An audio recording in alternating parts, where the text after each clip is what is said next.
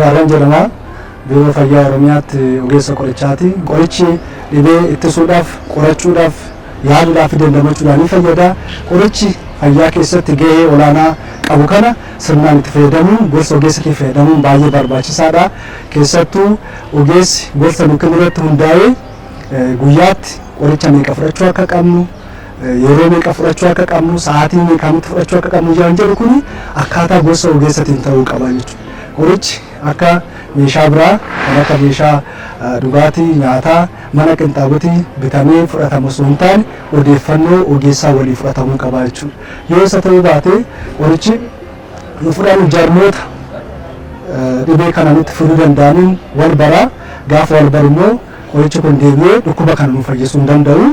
Qorichi kun jarmoota dhibee nutti fidan guutummaatti balleessuu hin danda'u jechuudha.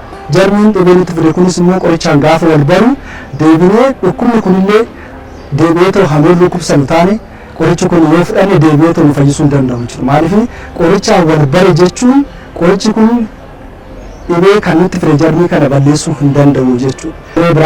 Ergaa biraatiin akka walitti deemuutti nagaan naa tura ulfaadha.